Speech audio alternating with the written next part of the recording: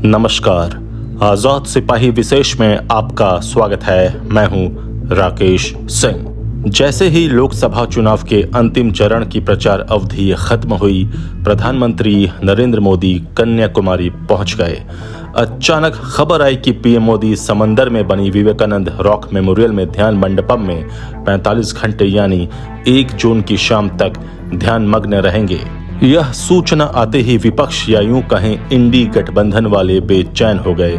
उन्हें समझ में ही नहीं आया कि उनके साथ यह हुआ क्या।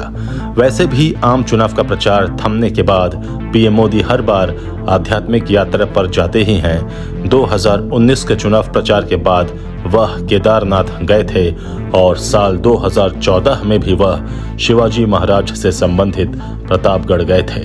यह पीएम मोदी की ताकत ही है कि जब वह बोलते हैं तब तो विपक्ष हमलावर रहता ही है, लेकिन जब वह नहीं बोलते हैं यानी जब उन्होंने मौन व्रत धारण कर ध्यान में लीन हो गए, तब भी विपक्षी नेता बेचैन हो गए हैं। अब तो यही बचा है कि पीएम मोदी 1 मिनट में 2 बार से अधिक सांस भी ले लेंगे, तब भी विपक्ष यही कहेगा कि देखो देखो नरेंद्र मोदी पर्यावरण का दोहन कर रहे हैं, वह 2 बार एक्स्ट्रा ऑक्सीजन खींच रहे हैं। यह पर्यावरण के लिए हानिकारक है। इस 2 एक्स्ट्रा ऑक्सीजन पर देश की जनता का हक है। हम देश की जनता के साथ अन्याय नहीं होने देंगे। जाति आधारित जनगणना करवाकर इस ऑक्सीजन पर पहला हक इनमें अल्पसंख्यकों को देंगे। अरे क्या हुआ अगर पीएम मोदी ध्यान कर रहे हैं? वह कहीं भी ध्यान कर सकते हैं, विपक्ष वाले भी ध्यान कर सकते हैं। किसने रोका? अगर ध्यान करने में दिक्कत है तो नाच सकते हैं, गा सकते हैं, लड्डू का भी ऑर्डर दे सकते हैं। किसने रोका है? वैसे बौखला भी सकते हैं, उन्हें पूरा हक है। यह तो कानून में कहीं नहीं लिखा है कि प्रचार अवधि समाप्त होने के बाद कोई भी प्रत्याशी या प्रधानमंत्री ध्यान में नहीं जा सकता। यहाँ प्रचार तो हो नहीं रहा।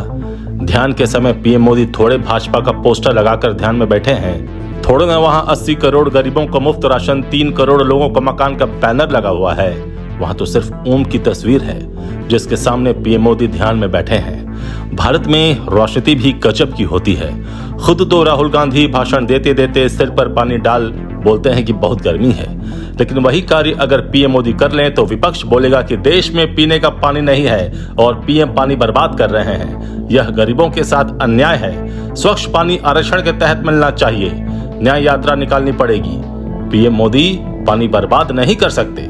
फिलहाल मोदी ध्यान में हैं और इंडी वालों की नींद उड़ी हुई है, लेकिन इस ध्यान मात्र से ही मोदी ने एक ऐसा संदेश दे डाला है जो समाज के लिए बहुत ही प्रेरणादायी है।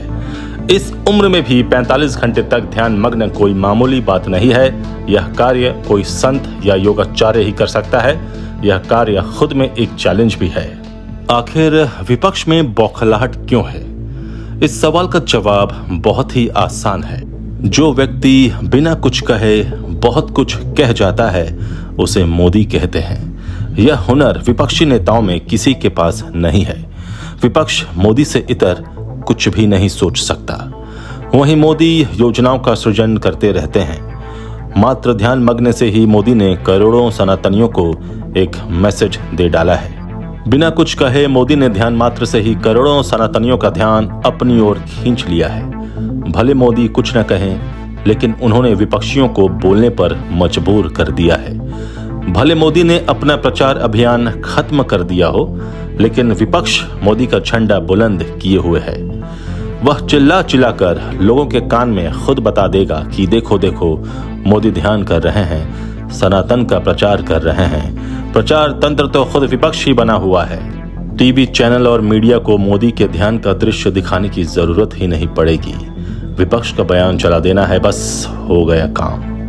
यही तो भाजपा भी चाहती होगी। यहाँ विपक्ष को साइलेंट हो जाना चाहिए था, लेकिन भला इन्हें समझाए कौन? इनसे ज्यादा ज्ञानी कोई थोड़े है। बहुत पढ़े लिखे हैं भाई, बहुत तरबूजा है, माफ कीजिएगा तजुर्बा है। मोदी सनातन धर्म का एक ऐसा चेहरा है जो हर वक्त इसके उत्थान में लगे रहते हैं। सनातनियों को जोड़ने का काम निरंतर चलता रहता है। ध्यानमग्न होना या मेडिटेशन तो सनातनियों की ऐसी ताकत है जो नकारात्मक ऊर्जा को दूर रखती है। सृष्टि को समझने का अनूठा प्रयास है ध्यान। ध्यान मात्र से सृष्टि की अज्ञात ताकतों से संपर्क में आया जा सकता है। जिस तरह से इस लोकसभा चुनाव में प्रधानमंत्री नरेंद्र मोदी की रैलियों के साथ उनके रोड शो और अन्य कार्यक्रमों में शामिल होने का आंकड़ा जोड़ा जाए तो यह संख्या 206 है। इसके साथ ही उन्होंने इस दौरान 80 से ज्यादा मीडिया चैनलों, अखबारों, यूट्यूबरों, ऑनलाइन मीडिया माध्यमों को अपना साक्षात्कार दिया। मतलब औसतन हर दिन पीएम मोदी ने 2 से ज्यादा रैलियां और रोड शो के साथ कार्यक्रम में हिस्सा लिया। वहीं पीएम मोदी मार्च में चुनाव की घोषणा से पहले फरवरी और मार्च की 15 तारीख तक 15 रैलियां कर चुके थे। इतनी मेहनत के बाद अगर कोई ध्यान या मेडिटेट करना चाहता है तो इसमें किसी को कोई दिक्कत क्यों हो रही है? वैसे भी बहुत नेता हैं जो चुनाव खत्म होते ही बैंकॉक, थाईलैंड या इटली की यात्रा पर निकल जाते हैं। सबकी अपनी अपनी स्टाइल है, सब अपने हिसाब से समय का उपयोग करते हैं। जब से प्रधानमंत्री का कन्याकुमारी दौरा सामने आया तभी से विपक्ष में बौखलाहट साफ दिखने लगी। समाजवादी पार्टी के अध्यक्ष अखिलेश यादव, राजद नेता तेजस्वी यादव और बंगाल की मुख्यमंत्री ममता बनर्जी ने इसे प्रचार पाने का तरीका करार दिया है। अखिलेश यादव ने कहा है कि 6 चरणों में हुए चुनाव को देखकर भाजपा पूरी तरह लड़खड़ा गई है।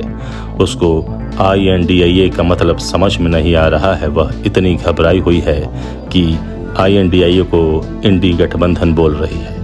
उन्होंने कहा कि 7वें चरण में काशी की सीट भी प्रधानमंत्री नरेंद्र मोदी हारने वाले हैं। यही वजह है कि अब पीएम तपस्या और ध्यान करने चले गए हैं। कितनी भी तपस्या कर लें, जनता उन्हें छोड़ेगी नहीं। बाद में बताएंगे कि तपस्या में कुछ कमी रह गई। बिहार के पूर्व उप मुख्यमंत्री और राजद नेता तेजस्वी यादव ने भी पीएम मोदी के ध्यान पर हमला बोला है। तेजस्वी ने कहा कि प्रधानमंत्री ध्यान लगाने नहीं बल्कि फोटो खिंचवाने और फिल्म बनवाने जा रहे हैं। पिछली बार गुफा में बैठकर फोटो खिंचवा रहे थे। मोदी जी से आग्रह है कि ध्यान लगाने जा रहे हैं तो ध्यान में बाधा उत्पन्न करने वाली चीजें साथ में लेकर ना जाएं।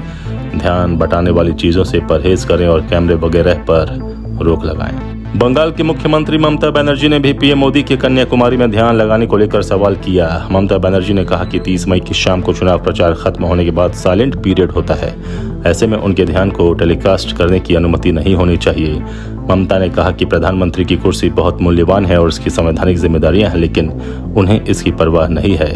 उन्होंने आरोप लगाया कि हर चुनाव में अंतिम चरण के मतदान के 48 घंटे पहले मोदी प्रचार पाने के लिए कहीं ध्यान पर बैठ जाते हैं। पीएम ने 2019 के चुनाव अभियान के बाद केदारनाथ की गुफा में इसी तरह का ध्यान किया था।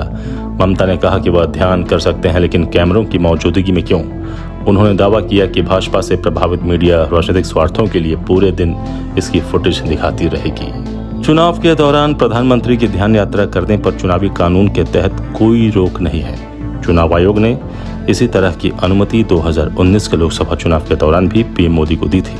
वहीं कर्नाटक के उप मुख्यमंत्री DK शिव कुमार ने प्रधानमंत्री नरेंद्र मोदी द्वारा कन्याकुमारी में ध्यान करने पर टिप्पणी करने से इनकार कर दिया और कहा कि यह उनका निजी मामला है, इसमें किसी को क्यों हस्तक्षेप करना चाहिए।